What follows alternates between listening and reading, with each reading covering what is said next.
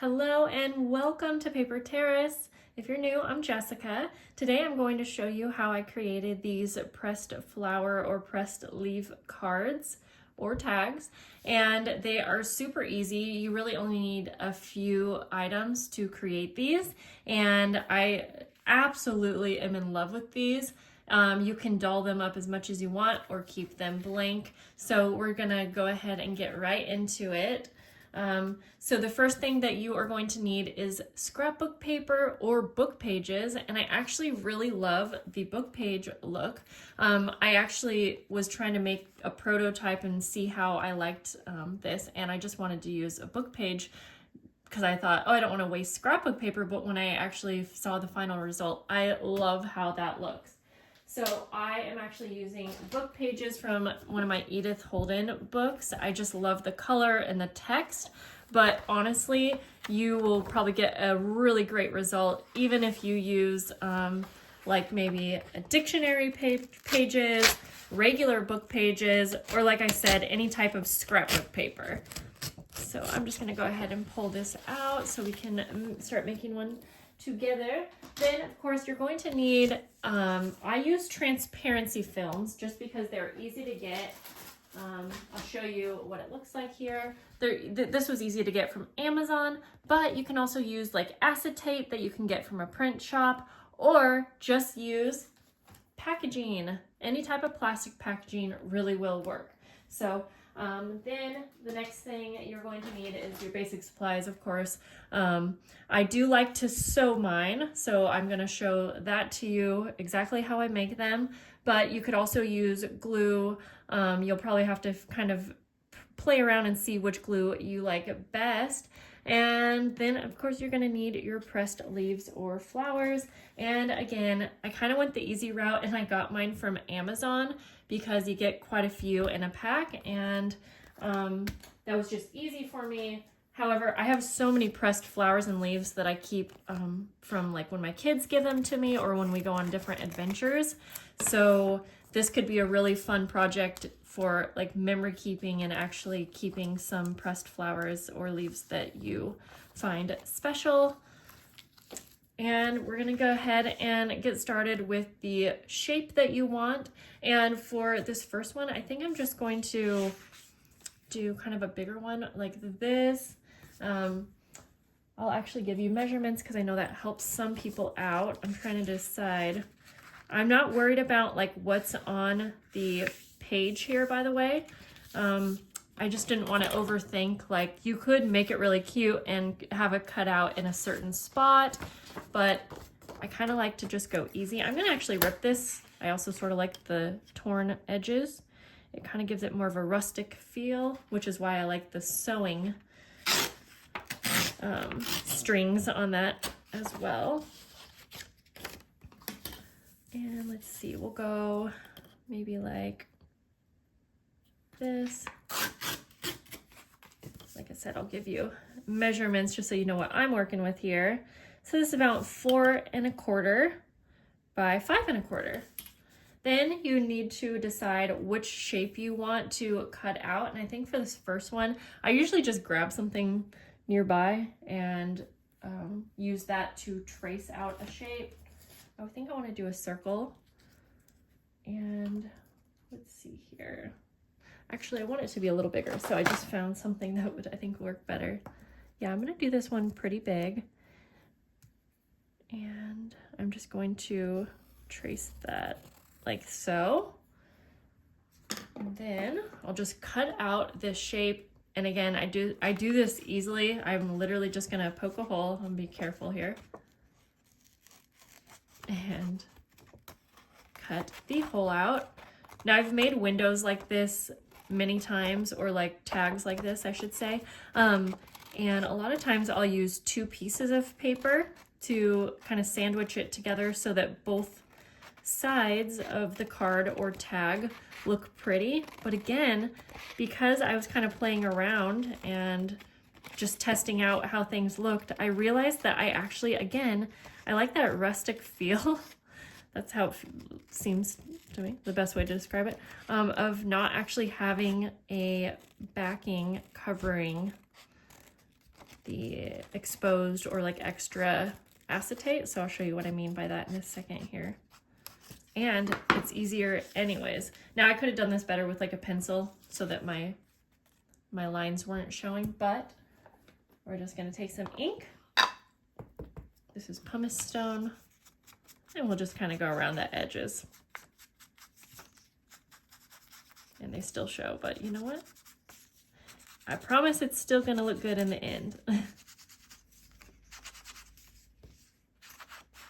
Okay.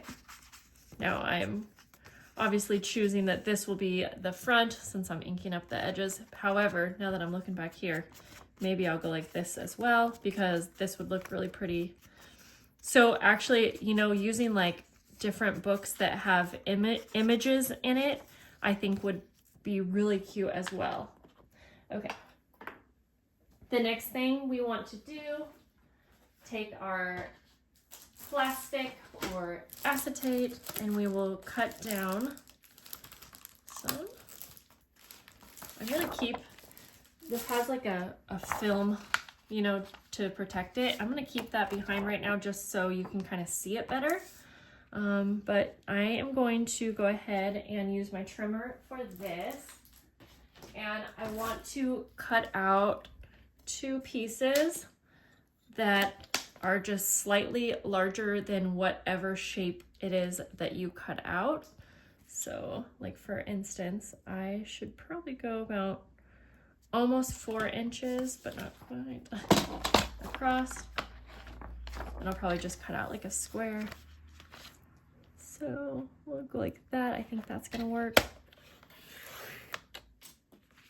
And like I said, you'll want 2 pieces because this is what will actually sandwich in your pressed flower or leaf. Let me just make sure I out there. You can see how much I eyeball things. Yeah, okay, so about 3 3/4 by 3 3/4.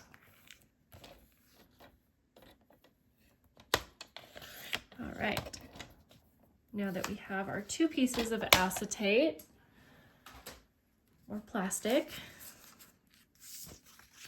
yeah, I think I'm gonna go ahead and place this down here. Okay, so you'll wanna place it 1 down first. Now I'm gonna call this the back because again, as you can see, you're going to see on the back of this one, you'll see that extra acetate or plastic. You could cut it out so that it's, you know, much closer to the shape that you have, but I sort of liked how that looked. And in my journal, I would probably just have it flat down anyway, so you're not going to see the back, but you can keep that in mind as you're putting this together. Okay, then I'll go ahead and choose the leaf, and I've been looking at this one for a while, so I think I want to do this one right here. Now I like to add just a dot of glue on both sides. Ooh, this is really cool because I can decide which side up I want. And again, I just need a dot of glue. This is just going to hold it in place. And of course my glue is dried out. Okay, let's try that again. There we go. Just the slightest little drop of glue. And my plastic, you know, it's just on top. It's not held in place by anything yet, but I'm trying to just kind of get everything where I want it first. Then I like to add just a few dots of glue around the edges because now I'm going to sandwich in my pressed leaf or flower. And so I will put this right on top, and this glue right now is just really holding everything in place. We could try this out with my favorite Tombow Mono Aqua Glue, which I think would work in a pinch, but of course, like I said, I prefer sewing everything down, but not everyone has a sewing machine.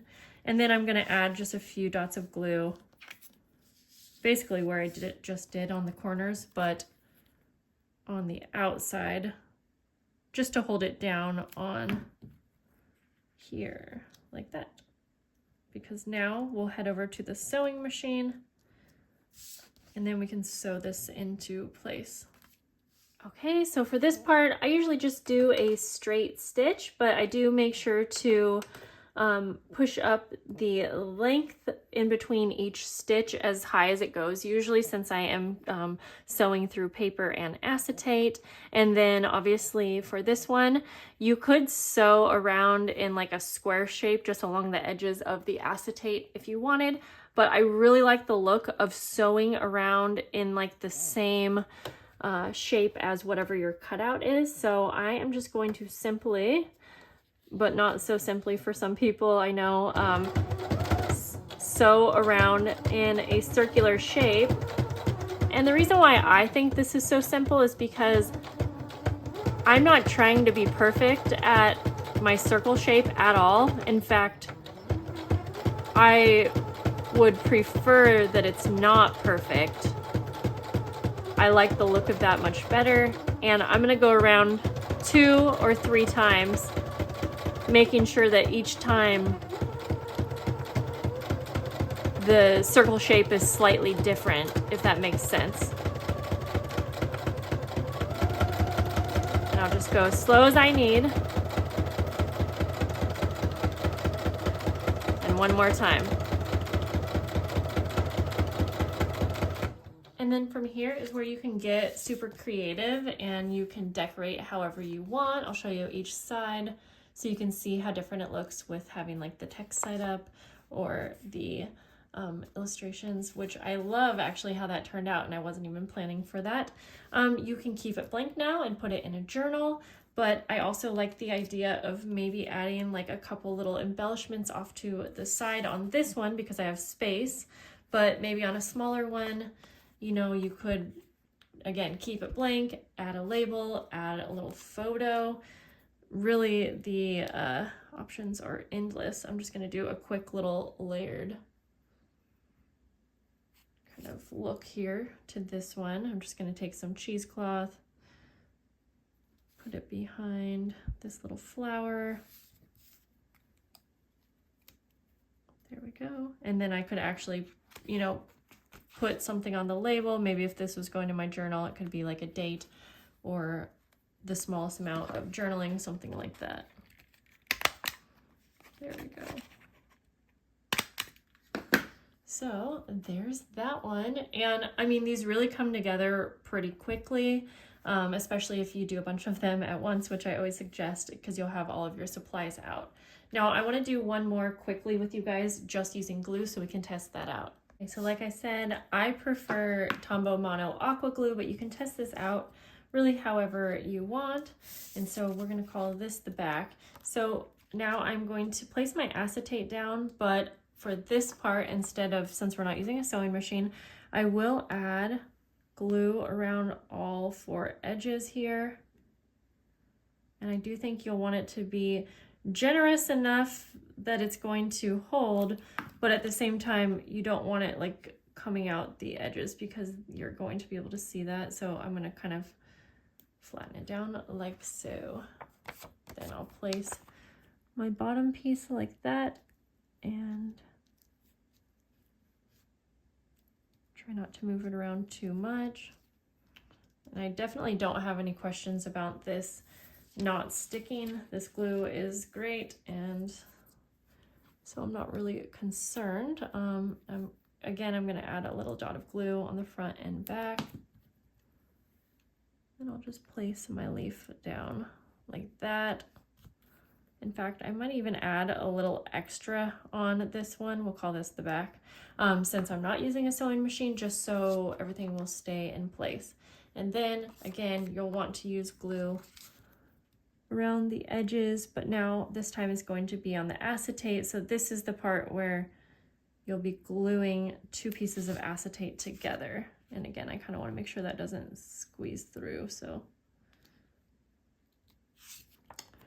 But you could, again, get creative. And for this part, if you like the look of maybe staples, you could add a couple staples, 1, 2, 3, something like that, just for extra security. it really is going to just kind of depend on what you like. And I do see I have a little bit of glue that kind of squeezed out on the top there, but I think once everything dries, it's not going to be like that obvious. And then from here, you can just decorate however you want. Maybe if you wanted the look of sewing, we could take our little pin here, and this is not strong enough, so let me get an actual pin. Yeah, maybe like black. And we could go like this. I'm not gonna do it perfect, but just again, since I really liked that kind of rustic look of the sewing, we could do something similar like that. But I hope this kind of sparks some ideas for you, or maybe you'll try it out. And if you do, let me know down below. And of course, if you have like Instagram and you post any photos, I would love to see, because that always gives me more ideas, and I would like to see, you know, what kind of paper you used and what kind of pressed leaves or plants you used. But yeah, I think this is going to be just fine with glue. So let me know down below if you plan to make some of these.